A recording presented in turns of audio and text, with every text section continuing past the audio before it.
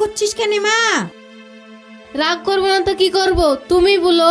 তুমি থাকতে আব্বা আরো একটা বিয়ে করে নিয়ে চলে আসলো। আর দুঃখের কথা বলিসনি মা।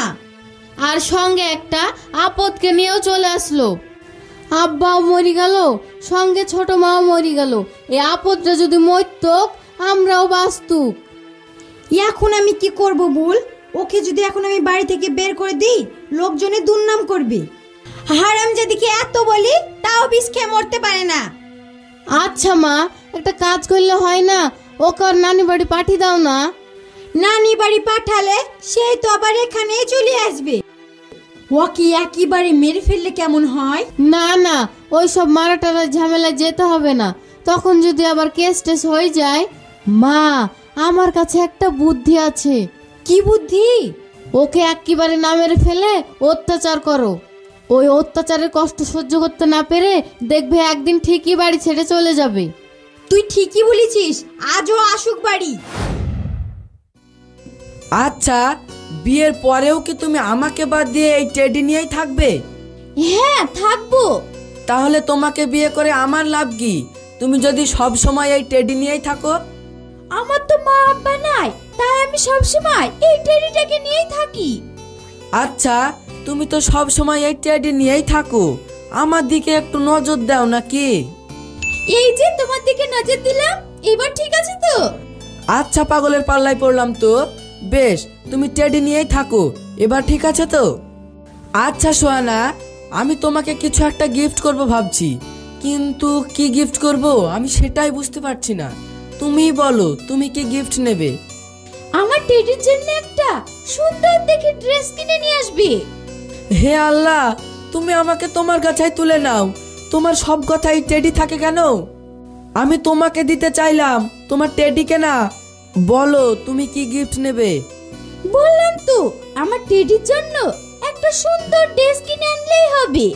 তোমার জন্য কিছু নিবে না? না, শোনো আরব, এই টেডি হলো আমার আত্মা। আমি যদি কখনো মরেও যাই, তাহলে আমি আবার এই টেডির ভিতরেই ফিরে আসব। টেডি টেডি টেডি, তোমার জীবনটা জুড়েই শুধু টেডি। এবার থেকে আমি তোমাকে বাদ দিয়ে তোমার টেডিকে ভালোবাসবো। এবার তুমি খুশি তো? হ্যাঁ, আমি খুব খুশি। আচ্ছা, অনেকক্ষণ হলো তুমি এসেছো, এবার তুমি বাড়ি যাও, আবার কাল দেখা হবে। দেরি হলে আবার তোমার প্রতি ওই ডাইনি দুটো খুব খারাপ ব্যবহার করবে। ঠিক আছে, আমি তাহলে আজ চলে গেলাম, আবার কাল দেখা হবে। মা, এখনো পর্যন্ত আসার নাম নাই যে ওর। ওই নবাবের বিটি কোথায় যে আছে, আজ বাড়ি আসুক, ওকে ইচ্ছে মতো মারবো। ওই এইদিকে আয়।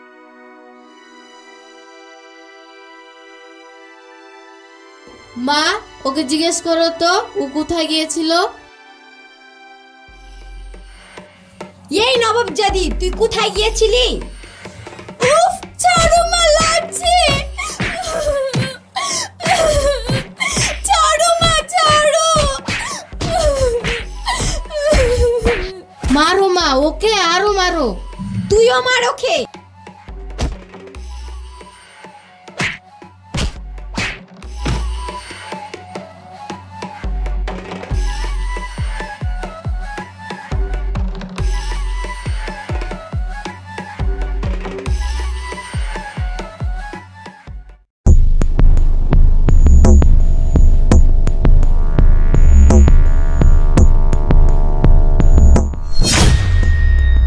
মা, ও মা, ওর যা নিঃশ্বাস চলছে না। কি বলছিস তুই? তাহলে ও মরে গেল নাকি? ও অঘটন তো যা ঘটার ঘটে গেছে। চলো মা, আমরা ওকে কোথাও পুঁতে দিয়ে আসি, কেউ আবার চলে আসবে। না হলে এখন কেউ চলে আসলে খুব বিপদ হয়ে যাবে। হ্যাঁ, তাই চল।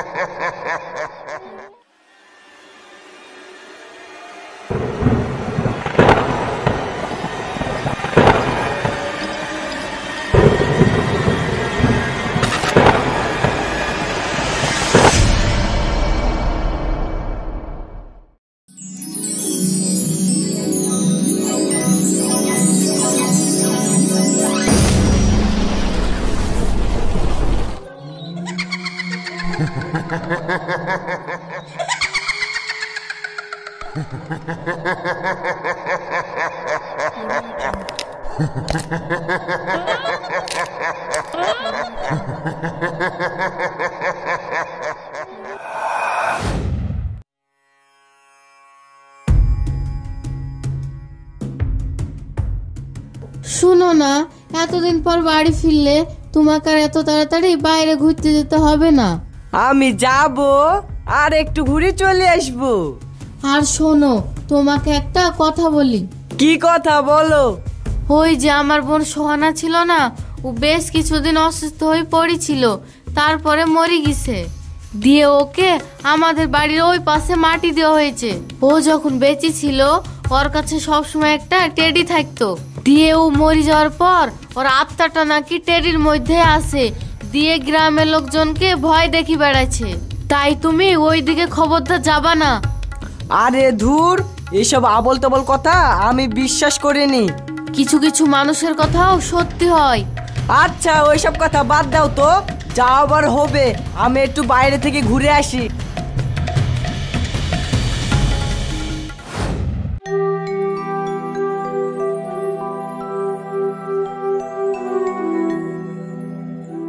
আরে বন্ধু, সুহানা সেই কবে মারা গেছে, আজও তুই ওর টেডিটা নিয়ে ঘুরে বেড়াচ্ছিস? তুই এই টেডিটা ফেলে দে, দিয়ে আমার সঙ্গে চল, তোকে একটা নতুন মেয়ে খুঁজে দিব। কিছুদিন পরে দেখবি সুহানার কথা এমনি ভুলে গেছিস। দেখ সেন্টু, তোদের জীবন আর আমাদের জীবন এক না, তাই সব বিষয়ে কথা বলবি, কিন্তু আমার টেডি নিয়ে কোনো কথা বলবি না। আর আমি এই বিষয়ে কোনো কথাই শুনতে চাই না। আর সহানার জায়গা আমি কোনোদিনও কাউকেই দিতে পারবো না। আরে বন্ধু, এই টেডি নিয়ে তো সারা জীবন চলে যাবে নাকি? ভালো কথা বলনু, তাও শুনলি না। আচ্ছা থাক, আমার অনেক কাজ আছে, আমি গেলাম।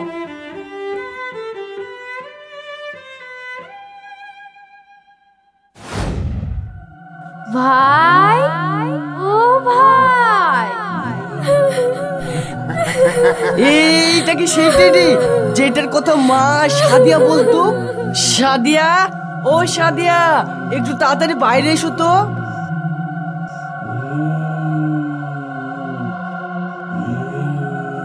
বলো, এত চিৎকার করে ডাকছো কেন? তুমি আমাকে বলেছিলে না টেডির কথা? হ্যাঁ বলেছিলাম তো, কি হয়েছে? কি হয়েছে দেখবে, ওই দেখো টেডি। কি কি টেডি? আমি দেখবো না। টেডিটা তুই এইখানে ছিল, কিন্তু কোথায় গেল? তুমি এখান থেকে বাড়ি চলো তো। এখন তো সন্ধ্যা হয়ে গেল, কাল সকাল হলে আমরা এখান থেকে চলে যাব। ঠিক আছে, তুমি তাড়াতাড়ি ঘরে উঠে এসো।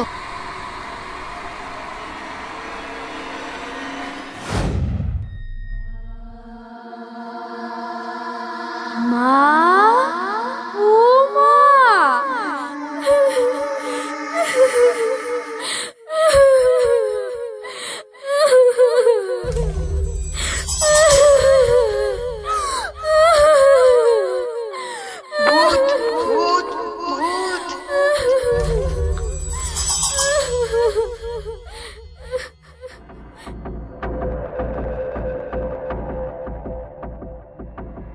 মা, ও মা, কি হয়েছে তোমার? চোখ খুলো। মা তো মরে গেছে মনে হচ্ছে। মা কি ওই টেডিতে মেরে ফেলেছে। এইখান থেকে পালিয়ে চলো, না হলে আমাদেরকেও মেরে ফেলবে। তুমি দাঁড়াও, আমি ঘর থেকে ব্যাগটা নিয়ে আসছি। রাখো তো তোমার ব্যাগ, জীবনে বেঁচে থাকলে এরকম ব্যাগ কত পাবা। চলো তো এখান থেকে।